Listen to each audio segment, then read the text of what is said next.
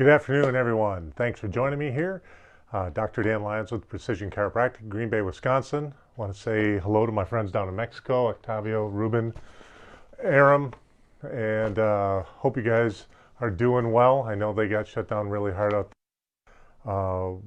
This is what, day 107? No, it's not that bad, of the pandemic. And there's been some interesting stuff I wanted to share. The first thing is that Iceland, some people didn't hear this, so Iceland has done a great job of testing people.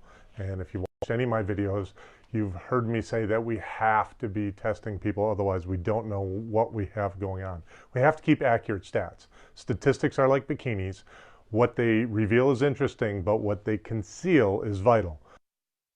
We don't know how many people have this. We really don't know what we're dealing with. So they did a great job. They've tested 10% of their population. By comparison, in the United States, we've tested 0.6% of our population.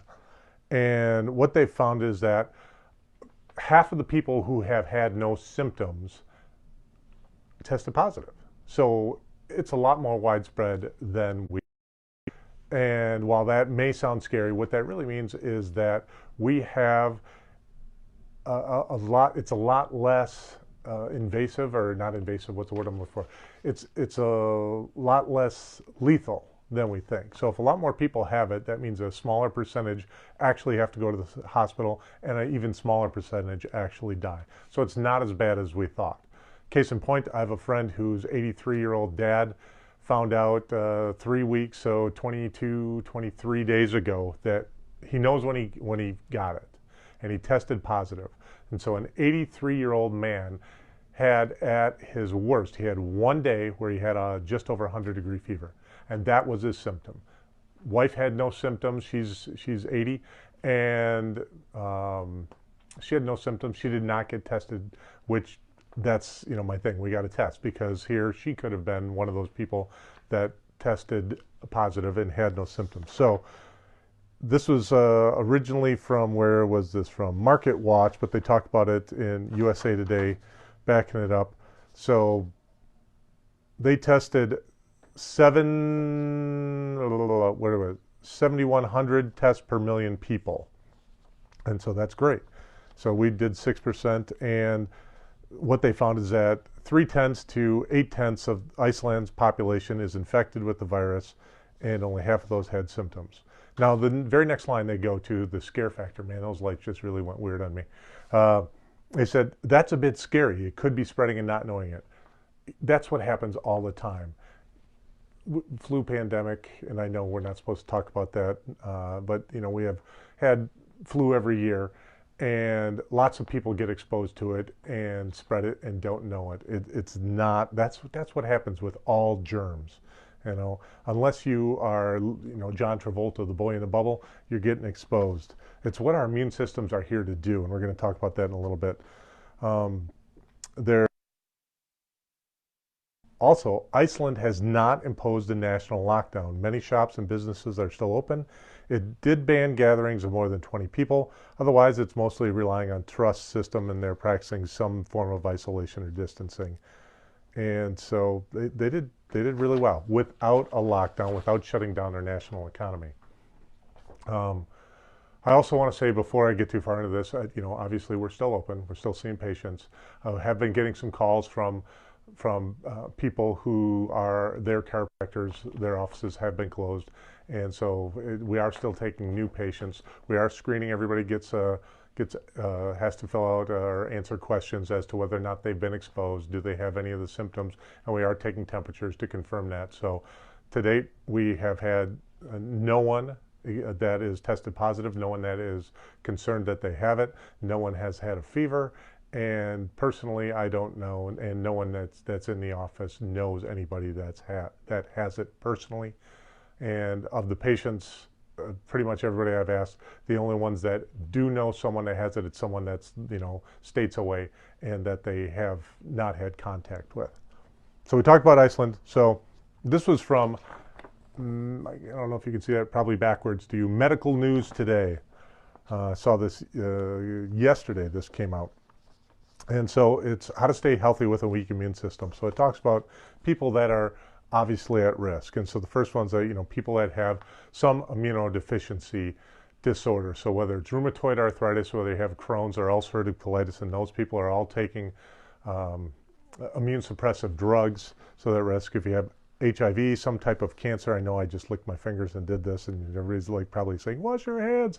I will, and I do.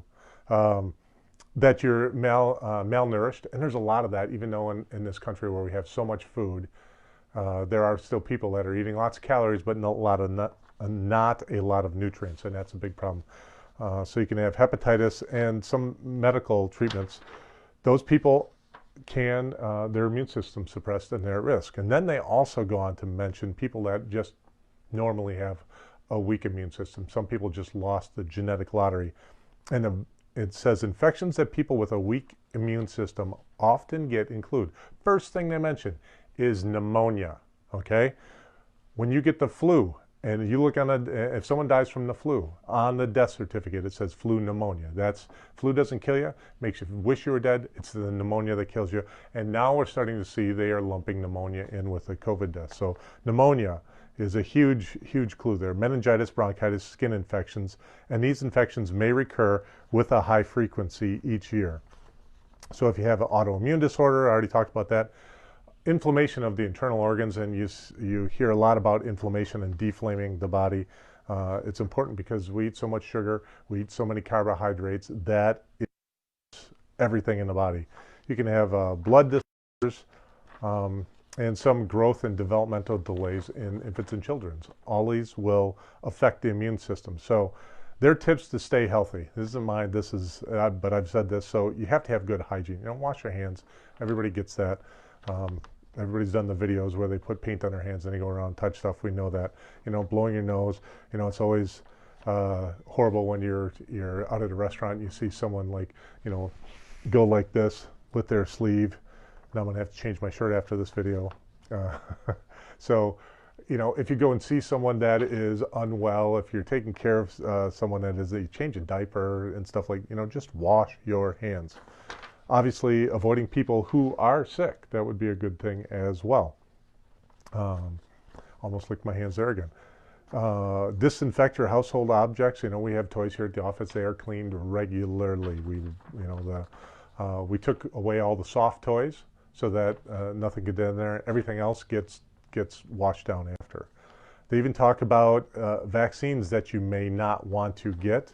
MMR, live flu, and I think that's been reported a couple things that makes you a little more susceptible to COVID. MMRV, which puts chicken pox in the MMR, and a rabies vaccine. Don't see a lot of rabies vaccines getting, and that's, thank goodness. I talked about this previously. Get enough sleep. We don't get enough sleep. We're up all the time. We have our screens in front of us. We are sleep deprived.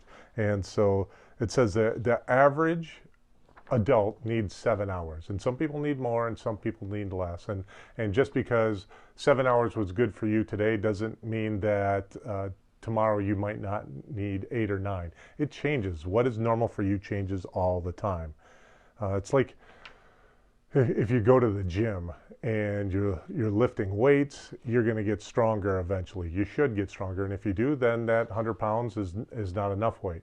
But some days, if you lift too much and you don't recover enough, then you can't lift that same 100 pounds. Same thing for running. Very few people can go run a marathon every day. You run a lot and then you got to take a few days off. So understand that and roll with that. Eat a good diet. They talked about that a little bit earlier. Lots of fruits and vegetables. Get rid of the processed food. It's all good stuff. Exercise regularly. Here it talks about that. People with a weak immune system may wish to avoid exercising at too high an intensity, too frequently, or for extended periods without stopping or rest. We need some exercise, but you don't need too much, and that's the same for everybody. And when you're real young or you're real healthy and you're not fighting anything off, that this might be the right amount of exercise. But then if this is the sick side and this is the healthy side, then you come into contact with something, you're sick or you're worn down, then this might be the right amount of exercise. And if you do too much, then you're going to suppress yourself. So be careful of that. consider taking supplements. And there's a lot about this. You've been reading this all over the place. They say that, for example, a person who has a vitamin C deficiency can have weakened immunity. That does not mean that vitamin C is going to fight this off. It just means your immune system is supposed to work. B.J. Palmer talked about PAR. PAR is normal. You have a normal level of function. And while there are things that may, kind of like hitting the nitrous, if you're watching the Fast and the Furious movies and they hit the nitrous and all of a sudden their car, which normally tops out at 140, goes 160 for a brief amount of time, there are things that can do that. These are not things. Supplements are not things that do that. They just that you're supposed to, and if you don't have enough of them, you don't function the way you're supposed to. So vitamin C, vitamin A, vitamin D, vitamin E, iron, folic acid, and zinc. And zinc you heard a lot about because without zinc, then other things can't do their job. But it's about maximizing and getting the most out of your immune system, and that's what we do. We work on your spine so your nervous system's able to do its job. And if nothing else, it relieves stress. And that is important because when people come in here for new patient and progress exams, the first thing we do after the consultation is we do HRV, heart rate variability analysis, to look at your adaptability, look at the state of your autonomic nervous system and how is it functioning. And it's that double-edged sword. So if you have too little parasympathetic and you're stressed out, you're in fight or flight, short burst of fight or flight from the peer-reviewed literature, not me, says that a short burst will elevate your immune system because it's a challenge. Says, hey, we might have to fight something off, we might have to heal something, and it's good. But prolonged because you're stressed out, because you've been locked in the house for days, because you have a chronic illness, because you have been in pain for a long, long time. Those things will suppress your immune system, because if you have a big fight ahead of you, you don't have to heal, you just have to fight. And on the other side, if you have way too much parasympathetic nervous system activity, then it causes what the peer-reviewed literature calls immune paralysis. And so on a bunch of my previous videos, I talked about the Goldilocks syndrome. It's, too hot, too cold, just right. And that's what we try to do. We try to get you just right. I'm not trying to, you can see the x-ray over here, you can see there's some scoliotic curve in there and too curve there on the film on the, I don't know, this one. I don't know if that's your right or left because I'm looking at myself backwards. I don't try to straighten the curves. Do those curves change when I correct the subluxation? Absolutely, they change. But it's about getting you just right. It's about getting rid of the nervous system interference and making everything in your body as stable as possible so that it can adapt as well as it can. As usual, thank you for all the waves and everybody looking in. Thank you for watching. If you have any questions, just keep them coming. I'll keep the videos going. If anybody has any questions, we are in the office till 6 o'clock tonight. Please give us a shout, and we will see you soon. Bye-bye.